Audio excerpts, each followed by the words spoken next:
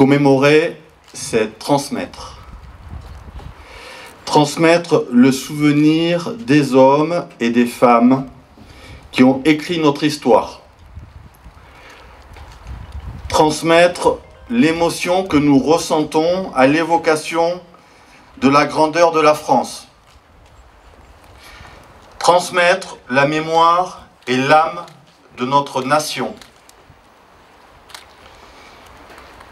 J'ai la conviction que la Grande Guerre doit constituer pour nous tous un phare dans ce que les historiens appellent le récit national, dans ce que nous appelons l'histoire de France.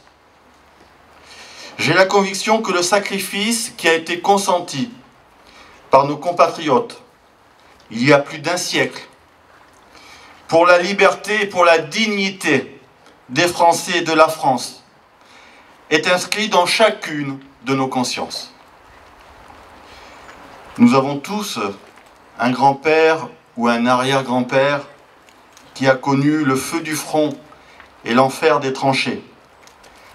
Leur mémoire nous est transmise par le fil de la tradition familiale, nourrie de vieilles photos jaunies d'une jeunesse en uniforme qui lui donneront aux yeux de certains, je le sais, un côté désuet et suranné, mais qui est capable, j'en suis certain, de résister toujours aux outrages du temps, car elle porte en elle la force de ce qui est vrai. Le fil de la tradition familiale ne devra jamais être rompu. La mémoire, c'est ce fil qui unit les générations et qui fait l'histoire de nos familles. C'est ce fil qui fait l'histoire et l'âme de notre nation. La mémoire, c'est ce qui fait de nous un peuple qui, uni, est fort. Un peuple qui, uni, sait protéger les plus faibles parmi les siens. Un peuple qui, uni, peut sauver ce qui mérite de l'être et peut réinventer ce qui fera encore l'honneur et la fierté d'être français. Un peuple qui, uni, peut accomplir ce que peut-être aucun autre monde ne peut même imaginer. La mémoire, c'est ce fil qui nous lie par-delà les siècles et qui fait de nous un peuple. C'est une force immense qui nous est transmise à la lecture des noms inscrits pour toujours dans la pierre des monuments autour desquels il nous faut nous réunir pour rendre hommage aux hommes et aux femmes qui ont donné leurs existences pour notre liberté et pour notre dignité, et pour faire vivre avec détermination leur idéal que nous avons en héritage, leur idéal qui est le nôtre et qui devra demain être celui des enfants.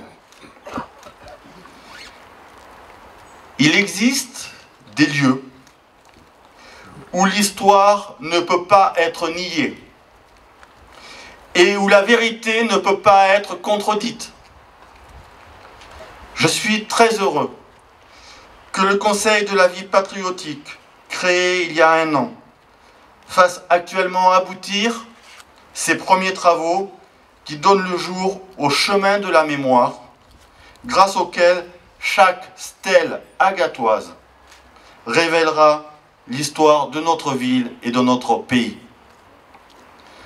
En ce 11 novembre 2025, à l'heure où la France semble perdre ses repères et où la déconstruction des valeurs apparaît à certains comme une valeur elle-même, je voudrais que chaque Français, chaque enfant de France, aille cheminer à Verdun là où les vivants et les morts ne font qu'un, là où ils se parlent à travers le silence qui règne à jamais sur une terre labourée par la mitraille et 1000 fois meurtrie, là où l'on communie avec l'âme de la France. Je voudrais que chaque Français, chaque enfant de France, aille sur ces espaces du sacré, où l'émotion nourrit la conscience d'appartenir à une république indivisible et la fierté d'être membre d'une nation unique et grande. Comment ne pas être fier d'être français quand on mesure l'ampleur du sacrifice consenti par nos compatriotes? Comment ne pas être fier d'être français quand on prend conscience de ce qu'ont enduré ces hommes qui ont fait corps face à l'ennemi? Comment ne pas être fier d'être français quand on réalise à quel point notre peuple a su puiser dans toute la profondeur de ses ressources pour mobiliser la détermination et l'énergie qui devaient finalement l'emmener jusqu'à la victoire? Les poilus sont nos héros. Ils sont la belle incarnation de notre identité. Ils sont issus de toutes les provinces de notre pays et de toutes les catégories sociales de la France du début du XXe siècle. Ils sont avant tout français, fiers de l'être et convaincus de la force et de l'universalité de leurs valeurs. Car au cœur de la victoire, il y a la République.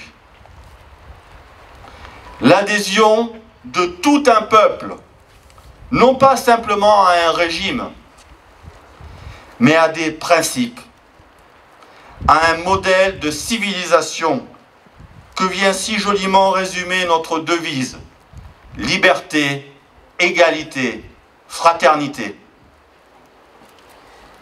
À cette époque, la France était sûre d'elle-même, fière d'elle-même, convaincue de la justesse de ses valeurs et de l'importance de son rôle dans le concert des nations. Et personne ne cherchait ailleurs un modèle de substitution. La France portait une ambition collective et chaque Français se sentait intimement lié à ses compatriotes par un destin commun. L'individualisme et le communautarisme n'avaient pas généré les dégâts qu'en toute lucidité il nous faut constater aujourd'hui. On était patriote ou on était traître à la patrie. Les fausses bonnes consciences n'avaient qu'à bien se tenir. L'intérêt national primait. Il n'y avait pas pour notre nation de solution autre que collective. Et la victoire de 1918 en a été la plus belle démonstration. 107 ans plus tard, aujourd'hui, il n'y a pour notre nation de solution autre que collective. Pour redresser la situation qui est celle de notre pays aujourd'hui, que nous donnons en spectacle au monde entier, il nous faut en premier lieu réapprendre à nous aimer. Et par-dessus tout, il nous faut réapprendre à aimer la France, à l'aimer chaque jour, à la défendre, à la servir, à en parler avec gratitude, à lui dire notre reconnaissance et à lui témoigner notre dévouement. Nous l'avons oublié et c'est malheureusement là le prix le plus fort de nos égoïsmes ou de nos lâchetés, mais la France est un grand pays. La France est une grande nation. Et chacun d'entre nous a le devoir de s'en montrer digne. Les poilus nous montrent par leur exemple la voie à suivre. Nous avons vis-à-vis d'eux, autant qu'à l'égard de nos enfants, une responsabilité immense. La responsabilité de transmettre l'héritage français qui constitue la promesse de la justice et la preuve de l'autorité. C'est une responsabilité, ce doit être plus encore pour chacun d'entre nous un honneur et une fierté. Vive la République, vive la France!